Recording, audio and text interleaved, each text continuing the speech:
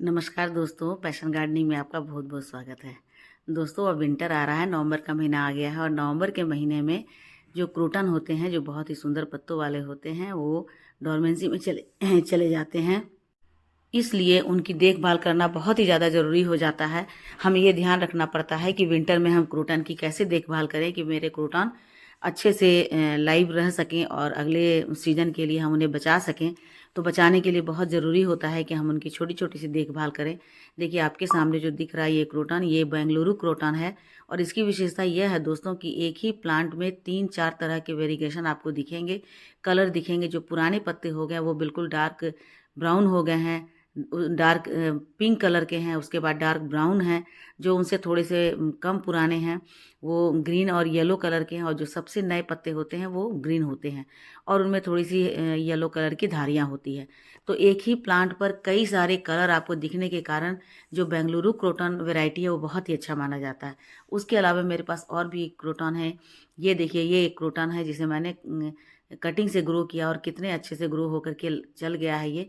और ये देखिए, ये जो बेंगलुरु क्रोटन है कितने सुंदर इसमें कलर हैं, बिल्कुल पिंक कलर के हैं। नीचे वाली पत्तियां जो अंदर में रहती हैं और ऊपर वाली पत्तियां जो है डार्क ब्राउन है और सबसे ऊपर वाली पत्तियों को आप देखेंगे तो वहाँ पर येलो का वेरिएशन ज़्यादा दिखता है। तो एक ही प्लांट में यही एक ऐसी वेराइटी है जिसमें इतने ज़्यादा कलर का वेरिएशन दिखता है। इसीलिए क्रोटन में सबसे ज़्यादा अच्छा क्रोटन इसी को माना जाता है। तो हमें इसकी देखभाल करने की बहुत ज़्यादा ज़रूरत होती है। सबसे पहले तो हमें ये ध्यान रखना होता है कि इनकी वेरिएशन को बचाए रखने के लिए हमें इनकी लोकेशन सही रखनी चाहिए। लोकेशन और पानी का ख़याल, ये दोनों बातें किसी भी क्रोटन के लिए सबसे ज़्यादा ज़रूरी होती है। और जाड़े के दिनों में जब ये डोरमेंट होने लगते हैं तो उनमें इस बात का ध्यान रखना बहुत ही ज़रूरी हो जाता है दोस्तों कि कैसे हम उन्हें बचाए रख सकें। तो मैं आपको बताती हूँ कि विंटर के दिनों में डोरमेंट होने के समय में या डोरमेंट हो जाने के बाद हमें क्या-क्या ध्यान रखना है। तो सबसे पहली बात है कि हमें इन्हें पानी का ख्याल रखना है, हमें इनकी मिट्टी को चेक करना है कि हम ये नहीं सोचें कि प्लांट बड़ा है तो जैसे बाकी सीज़नल प्लांट को या दूसरे फ्रूटिंग प्लांट को या सब्जियों के प्लांट को हम पानी दे रहे हैं, वैसे ही हम क्रोटन को भी पानी दें।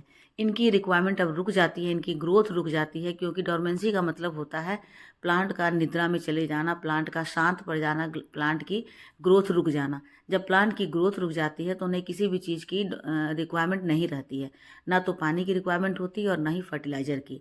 तो इसीलिए हमें ये ध्यान रखना है कि इनमें ना तो हमें फर्टिलाइज़र देना है और ना ही इन्हें पानी ज़्यादा देना है।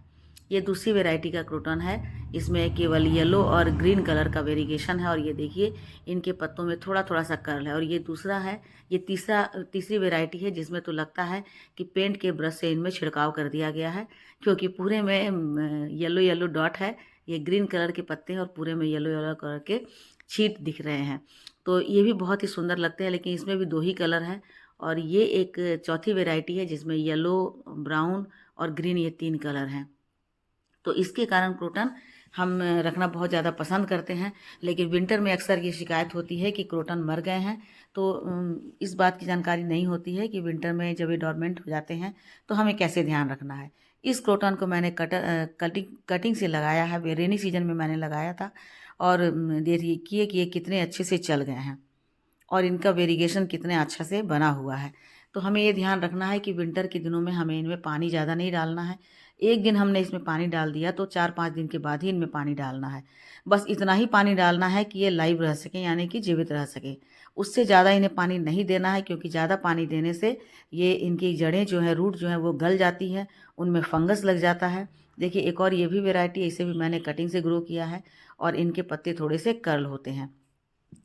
तो सबसे ज़्यादा शिकायत इसी बात की होती है क्योंकि ज़्यादा पानी दे देने के कारण इनकी जड़ें गल जाती है, उनमें फंगस लग जाता है। फंगस की शिकायत इन्हें थोड़ी होती है, इसलिए डोरमेंट होने से पहले इन्हें इनमें फंगिसाइड डाल देना बहुत ही ज़्यादा ज़रूरी होता है। और पानी आप तभी डालें जब 1 अंगुल इसमें आप चेक कर लें डिप करके कि वहाँ तक इनकी मिट्टी सूखी हो, तो उसमें थोड़ा-सा पानी डालें। पानी इतना भी नहीं डालें कि नीचे तक पानी जा कर के जम जाए।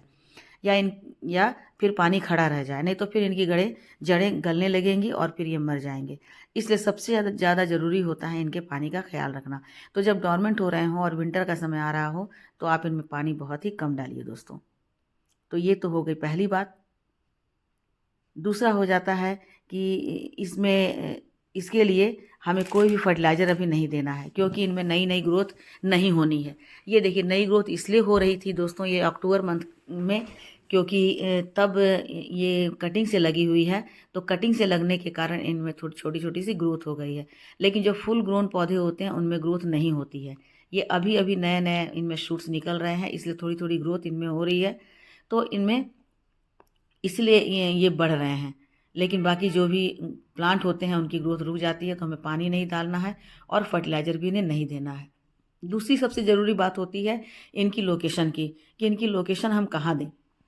ना तो इन्हें हम बहुत ज़्यादा धूप में रख सकते हैं और ना ही बहुत ज़्यादा हम इन्हें छाया में रख सकते हैं, क्योंकि फुल सनलाइट और फुल शेड ये दोनों ही ये बर्दाश्त नहीं कर पाते हैं। ऐसा नहीं आप सोचें कि जाड़े का दिन आ गया है तो हम इन्हें धूप में रख देते हैं, ऐसी गलती मत कीजिएगा, क्योंकि लगातार धूप में रखने से हो सकता है कि तब होगा ये कि इनके जो वेरिगेशन है वो ख़त्म हो जाएंगे।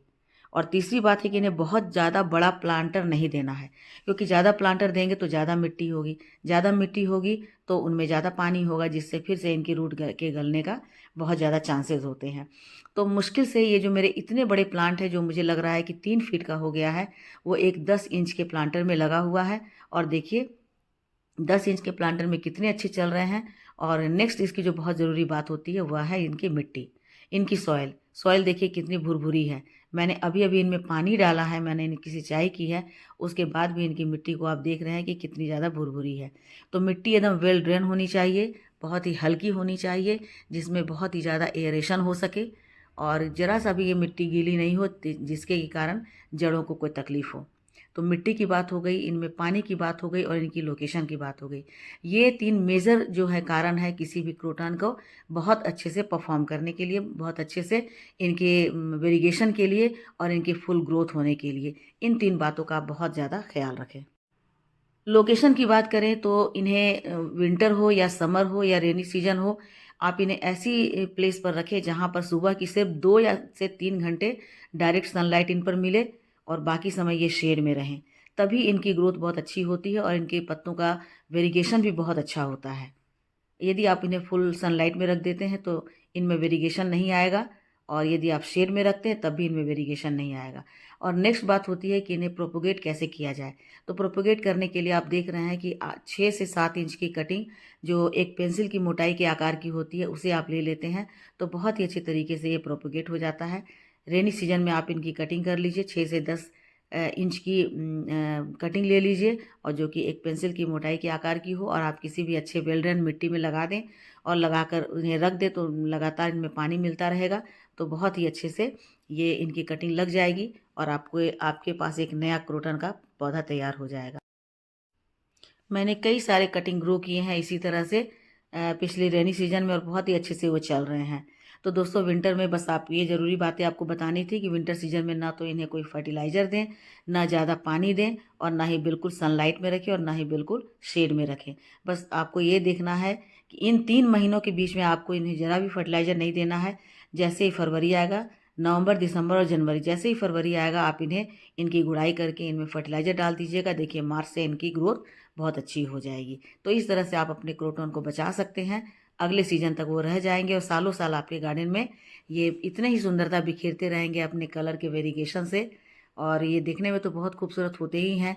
इनके रहने पर इतना कलर गार्डन में जुड़ जाता है कि फूलों की ज़रूरत ही नहीं महसूस होती है। तो ये देखिए कितने सुंदर लग रहे हैं ना, ये कितने सुंदर लग रहे हैं।